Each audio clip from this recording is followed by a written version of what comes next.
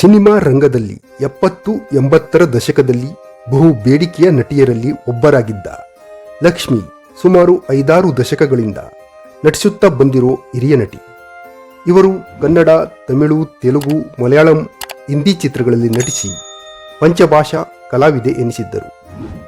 ಎಲ್ಲ ಭಾಷೆಯ ಸಿನಿಪ್ರಿಯರು ಇವರ ಚಿತ್ರಗಳನ್ನು ಇಷ್ಟಪಡುತ್ತಿದ್ದರು. ಇವರನ್ನು ಜೂಲಿ ಲಕ್ಷ್ಮಿ ಅಂತ ಕರೆಯುತ್ತಿದ್ದರು.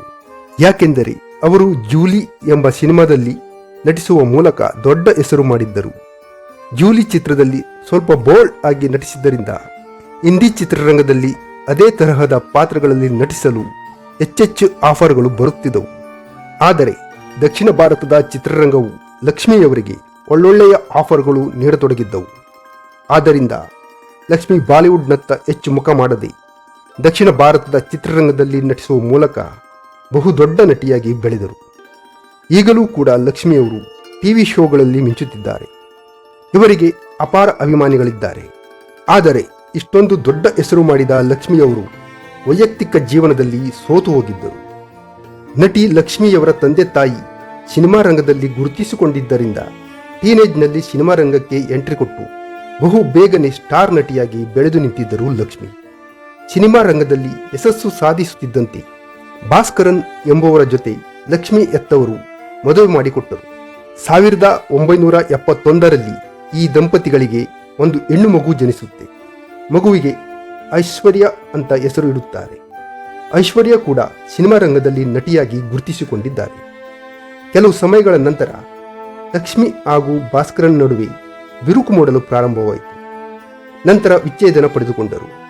ಕೆಲ ವರ್ಷಗಳ ನಂತರ ಮಲಯಾಳಂ ಚಿತ್ರರಂಗದ ನಟ ಹಾಗೂ ನಿರ್ದೇಶಕರಾಗಿದ್ದ ಮೋಹನ್ ಶರ್ಮಾ ಎಂಬುವರನ್ನು ಪ್ರೀತಿಸಿ ಮದುವೆಯಾಗುತ್ತಾರೆ ಲಕ್ಷ್ಮಿ. ಈ ಮದುವೆ 1975ರಲ್ಲಿ ನಡೆದಿತ್ತು. ಮುಂದೆ 5 ವರ್ಷಗಳಲ್ಲೇ ಈ ಮದುವೆ ಮುರಿದುಬಿತ್ತು. ಕೆಲ ಸಮಯಗಳ ಹಿಂದೆ ಲಕ್ಷ್ಮಿಯವರ ಎರಡನೇ ಗಂಡ ಮೋಹನ್ ಶರ್ಮರವರು ಲಕ್ಷ್ಮಿಗೆ ಹೋಟೆಲ್ನಲ್ಲಿಯೇ ಕುಂಕುಮವಿಟ್ಟು ಮದುವೆಯಾಗಿದ್ದೆ ಅಂತ ಹೇಳಿಕೆಯನ್ನು ಕೊಟ್ಟಿದ್ದರು.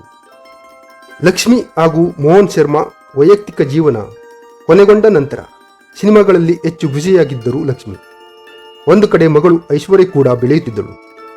ಐಶ್ವರ್ಯಗೆ 16 ವರ್ಷವಿದ್ದಾಗ ಲಕ್ಷ್ಮಿ ಇನ್ನೊಂದು ಮದುವೆ ಆಗಲು ನಿರ್ಧಾರ ಮಾಡಿದ್ದಳು. ಇಲ್ಲಿಂದಲೇ ಲಕ್ಷ್ಮಿ ಹಾಗೂ ಮಗಳು ಐಶ್ವರ್ಯ ನಡುವೆ ಜಗಳ ಆರಂಭವಾಯಿತು. ಮಗಳು ಐಶ್ವರ್ಯ ಈ ಮದುವೆಗೆ ತುಂಬಾ ವಿರೋಧ ವ್ಯಕ್ತಪಡಿಸಿದ್ದಳು. ನೀನು ಯಾವುದೇ ಕಾರಣಕ್ಕೂ ಇನ್ನೊಂದು ಮದುವೆ ಆಗಲೇಬಾರದು. ನಾನು ಈಗ ದೊಡ್ಡವಳಾಗಿದ್ದೇನೆ. ನೀನು ಮದುವೆಯಾಗುವವರನ್ನು ನಾನು ಯಾವುದೇ ಕಾರಣಕ್ಕೂ ಅಪ್ಪ ಅಂತ ಕರೆಯುವುದಿಲ್ಲ ಎಂದು ಹೇಳಿದ್ದಳು.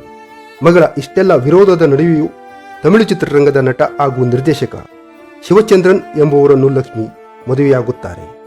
ಇದೇ ಕಾರಣಕ್ಕೆ ಮಗಳು ಐಶ್ವರ್ಯಗೆ ತಾಯಿ ಲಕ್ಷ್ಮಿಯನ್ನು ಕಂಡರೆ ಆಗಲ್ಲ. ಆದ್ದರಿಂದ ಐಶ್ವರ್ಯ ತಾಯಿಯನ್ನು ವಿರೋಧಿಸುತ್ತಾಳೆ. ಲಕ್ಷ್ಮಿ ಹಾಗೂ ಶಿವಚಂದ್ರನ್ ದಂಪತಿ 2000ನೇ ಇಸವಿಯಲ್ಲಿ ಸಂಯುಕ್ತ ಎಂಬ ಹೆಣ್ಣು ಮಗಳನ್ನು ದತ್ತು ತೆಗೆದುಕೊಂಡಿದ್ದಾರೆ.